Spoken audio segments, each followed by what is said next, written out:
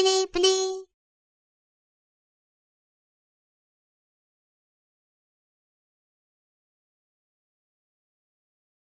嗨，大家好，我是南岩，欢迎来到科技美学。每年这个时间节点都是大家购买电子产品非常热门的时间点啊。一方面呢是高考刚结束啊，很多大学生呢将要购买自己的第一台数码产品设备。那第二方面呢就是618期间啊，有不少厂商有比较大的优惠力度。那下面呢咱们就结合我们过去一段时间使用的经历，来给大家推荐一下各个价位段的平板电脑。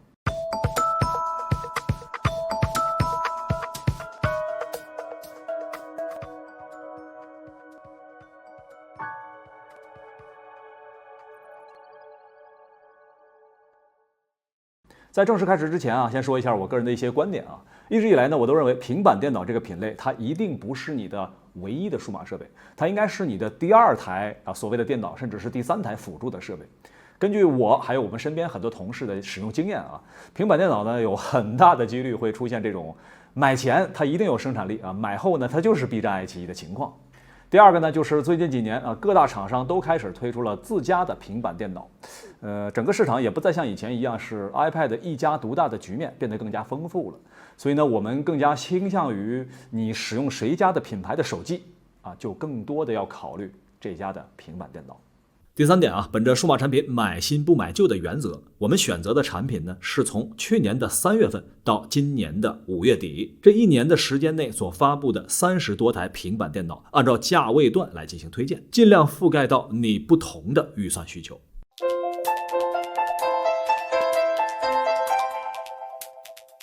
在1000元以下这个价位段呢，可选的平板电脑其实是比较少的啊，毕竟呢，1000元以下的手机可选的都不多。我们如果把目前1099元可以拿下的 OPPO Pad Air 也算上的话，那是有5台机型。综合比较之后呢，小新和 OPPO 这两款呢是值得推荐一下的啊。首先，它们都是骁龙680处理器，2000×1200 60赫兹刷新率的 LCD 屏幕和4扬声器，而且呢都有官方的笔和键盘。找配件的时候啊比较方便。网课呢是一个重要需求，小新呢前置镜头是800万 ，OPPO 呢前置是500万。自拍照片肯定是不怎么样，上个网课呢还勉强可以。小新的电池和充电功率啊都要高一些，而且呢还有3.5毫米耳机接口，再加上笔和键盘，凑齐这3件套，价格呢不算贵。而 OPPO Pad Air 搭载的是 ColorOS for Pad， 在系统和生态方面呢要有一些优势，比如平行视窗、分屏等功能都是支持的比较完整的，特别是可以和 OPPO 旗下的手机实现很好的联动。1000元多一点点啊，就有很好的多设备联动体验了。这里需要注意的是啊，这两款平板电脑呢，最低都是4+64G 的起步。那这个内存和存储在现在看起来真的是不太够用，而且呢，平板的更换频率啊是远低于手机的，所以呢，还是推荐大家有条件的情况下吧，咱们还是稍稍的来大一点的。当然，这种情况那就会超过1000元的预算了。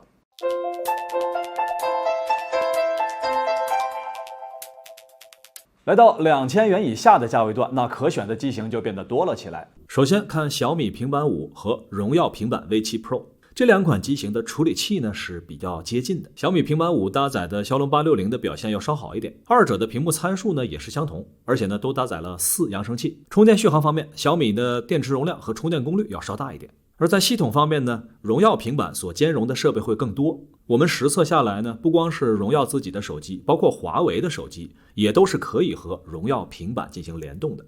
当然，如果你想选择华为品牌的平板，那这里呢是有一款华为的 MatePad 10.4寸202款的跃动版本。这一款呢采用的是骁龙778G 处理器，相比较于上一代麒麟820的性能呢要强一些。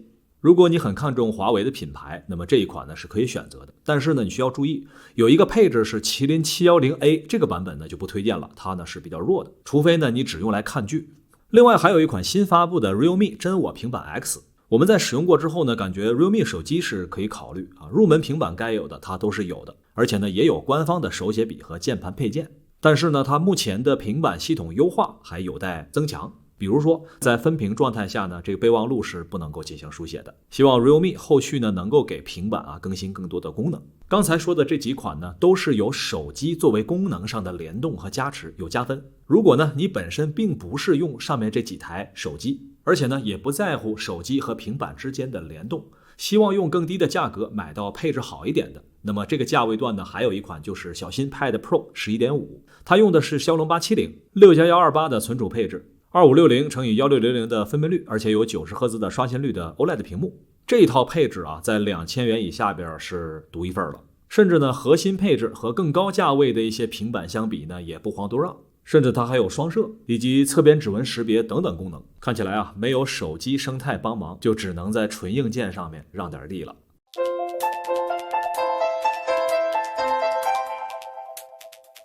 来到2000和3000元的价位段，那这里可以说是兵家必争之地了。可以选择的平板电脑呢也变得多了起来，情况呢也更加的复杂。从这个列表当中，你可以看到主流的品牌，联想、苹果、vivo、小米、华为、OPPO 都是有选择的。这里大的原则呢和开头提的是一样的啊。首先你要考虑你自己的手机品牌，然后再考虑其他的。我们先看性能方面 ，iPad 9 A13 处理器毫无疑问是最强的，但是呢，就是除了处理器之外啊，其他方面的硬件呢就实在是不太够看。iPad 9呢采用的是非全贴合屏幕，极其复古的外观。作为苹果 iPad 的入门产品啊，它和苹果目前其他的硬件产品在体验和质感方面啊都有不小的差距。除非啊你是 iPhone 用户，或者特别需要 iPad OS 的生态，否则的话呢，我们很难推荐你去买这款产品。当然，如果你仅仅是看电子书，或者是买一支1代的手写笔进行记笔记的话，那么 iPad 9的性能是完全够用的。看完了苹果啊，咱们再来看这个价位段一众骁龙870处理器的主流平板。首先看配置和性价比上都不错的小米平板5 Pro， 它采用了2560×1600加上120赫兹刷新率的屏幕，其中 5G 版呢还后摄配备了5000万的主摄，另外8600毫安时的大电池以及平板阵营最快的67瓦充电都是其优势所在。华为在这个价格区间段有2款可选，性价比更高一点的呢是其中的 MatePad 11，采用的是骁龙865处理器，120赫兹刷新率的屏幕，配置虽然低一点，但价格也低不少啊，综合看起来性价比还不错。而另外呢就是 MatePad 10.8， 这采用的是骁龙870，性能好一点，但是呢屏幕是60赫兹刷新率，并且是挖孔屏。本机呢是支持40瓦的充电功率，但是呢随机标配的是22.5瓦的充电器。综合看下来的话呢，个人还是推荐 MatePad 11。在这个价位段呢，还有2款比较特殊的产品，一小一大。首先呢，是一款专门打游戏使用的小平板，就是拯救者的 Y700， 这几乎是目前这个市面上这个价位段唯一的选择了。8.8英寸 2560×1600 120赫兹的 LCD 屏幕，45瓦的充电，加上双 X 轴的线性马达，还有外星科技 3.5 毫米耳机接口，玩游戏的体验确实是不错。我自己用了一段时间，你可以看一看我们前面做的这期视频。当然，你说你要买这款产品啊来学习，那我是不太相信。另外这款呢就是大的产品了啊 ，Yoga Pad Pro 13英寸，很明显啊，这款产品呢更适合于桌面端使用。这么大的尺寸啊，也不方便你带来带去的了。它最合适的场景呢，就是在家上网课或者简单办公的场景当中都是适用的。另外就是这款机器有一个独家的亮点，视频输入 HDMI in。通过连接线啊，这款平板可以瞬间化身成为第2块显示屏，不管是给笔记本还是给游戏机都是很合适的。这说来说去怎么又变成玩游戏了？除了以上这些 vivo 和 OPPO 这2款产品呢，也都是类似的情况，更推荐给采用 vivo 和 OPPO 手机的用户。其中呢 vivo Pad 采用了全金属机身，并且呢没有天线开槽，整个机身的质感是不错的。还有就是它的摄像头以及充电功率上也略有优势。怎样才能加入科技美学的公众微信呢？我们打开微信，选择通讯录，点开订阅号，点击右上角的加号，在查找公众号的框中呢输入科技美学，看到那个熟悉的图标了吗？点击就可以加入进来了。如果你不嫌烦的话呢，还可以将科技美学的账号添加到你的桌面。在科技美学的公众微信账号呢，有关数码的任何问题你都可以向我提问，每天呢我都会以语音的形式回答大家的问题。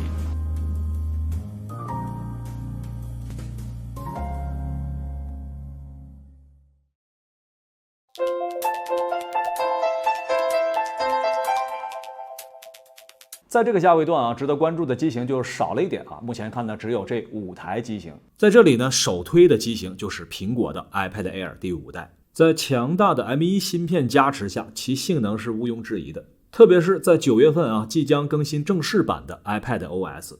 我自己在体验过一段时间它的新系统之后啊，对于 iPad 的未来是更加坚定了信心。而且新系统必须是 M1 芯片以上的才可以嘛。一句话总结呢， M1 芯片的 iPad 陪你过完大学4年一点问题没有。唯一的一个小槽点呢，就是它并非高刷新率屏幕，游戏玩家可能要稍微斟酌一下。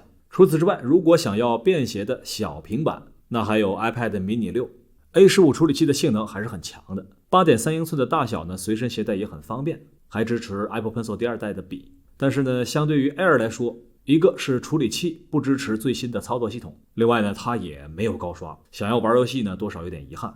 这个价位段如果想要高刷新率，那就得考虑安卓这边的平板电脑了。比如说三星的 Galaxy Tab S8， 这是安卓的高端平板，搭载的是高通骁龙8 Gen 1 120Hz 的刷新率屏幕，侧边指纹加面部识别，配置上还是很强的。屏幕呢也是三星的看家本领，一贯很出色。特别是这款产品呢是随机附送 S Pen 手写笔的，你不需要单独再购买了。华为呢，在这个价位段有一款 MatePad 12.6， 它采用的 OLED 屏幕以及8扬声器是它的优势所在。但是和前面苹果一样它的刷新率都只有60赫兹。另外呢，要注意，在其官网只有 5G 版的3件套版本是麒麟9000的处理器，而其他版本呢是麒麟9000E 处理器。大家在选购的时候呢，要看清楚配置。如果你想要一款华为的大屏的平板这一款呢是可以关注。除了以上这几款呢，目前销量领先的小新 Pad 品牌在这个价位段也有布局，就是小新 Pad Pro 12.6。相比较于上一个价位段介绍的小新 Pad Pro 11.5， 除了屏幕之外，其他方面提升不大，那综合看下来性价比就不如之前的。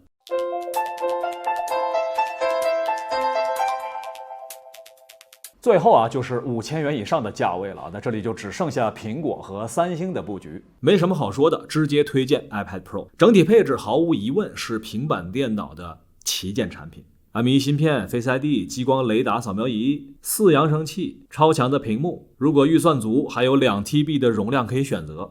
这些目前都是平板电脑领域的顶尖配置。这里有2款，一款的 iPad Pro 11寸，还有 12.9 寸，最大的区别是在屏幕方面。12.9 英寸的分辨率更高，采用的 Mini LED 屏幕呢，也能带来更高的亮度，日常浏览视频、图片体验都非常惊艳。在这2个机器当中纠结的话，你只需要考虑一件事情，就是是否携带。想要便携性好的，那就推荐 iPad Pro 的11寸。如果主要在家里用基本不带出去，那就是 12.9 寸。反正我个人是更推荐使用 iPad Pro 11寸，我平时就带着这个版本出差。而如果你说你家里面财力雄厚，推荐你把11寸和 12.9 寸一样买一个，家里放一个，出门带一个。如果买完苹果这2款你还有预算，那咱们看看三星这2款 Galaxy Tab S8 Plus 和 Galaxy Tab S8 Ultra， 它们的区别就是屏幕大小和前置摄像头。特别是这款 S8 Ultra， 它采用了 14.6 英寸的巨大屏幕， 120Hz 刷新率， Super AMOLED 的显示效果也很惊艳。前置呢是双1200万像素的摄像头，就是这个外观形状我劝苹果千万不要学。这2款机型呢都支持屏下指纹识别解锁，这在平板阵营当中也是独一家。说实话14.6 英寸的大小，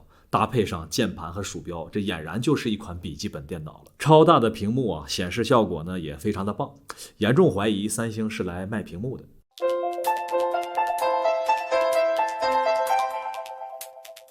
好了，以上呢就是我们本期关于618期间平板电脑所有的推荐选购的内容。如果你觉得本期内容不错的话，请把实用打在公屏上。你打算买平板电脑吗？你真的需要平板电脑吗？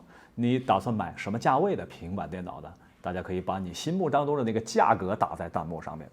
平板电脑这个品类，它的优势呢就在于比手机更大的屏幕，比电脑更轻的重量。同样，平板电脑呢，它一定不是你唯一的一台数码设备在有了手机、电脑之后呢，再考虑它。另外，再次强调不要创造需求。如果仅仅是为了随时随地大屏看剧那真的不用购买那么贵的平板电脑。你还希望看到哪些数码产品的横向对比呢？别忘了给我们留言。另外，我们在动态当中还在抽奖送出平板电脑，总有一个人中奖，为什么不是你呢？赶紧来参加！还有什么想要关心和疑问的，欢迎大家每天晚上来微信、微博和我们一起聊天。另外呢，每周5晚上我还会在直播间里和你共同的去观看过去一周的槽点那我们下周再见。大家好，我是那言。科技美学呢正在进行大家测活动顾名思义，大家测呢就是每一个人都可以参加到测评活动当中来。在这里呢，你可以申请到最热门、最受关注的数码产品啊。最重要的是，它们都是免费的。在你得到了测试机会，并且完成了深度测评之后呢，不用归还。所以还等什么呢？现在就来科技美学的官方微博和公众微信免费申请吧。在1个月的时间当中啊，我们已经送出了超过25台手机、20台路由器、鼠标、键盘，还有蓝牙音箱等等啊，总价值超过了5万元人民币。而在接下来的1个月当中，我们还有更多吸引人的数码产品在等待着你免费测试。好了，现在就来科技美学大家测吧。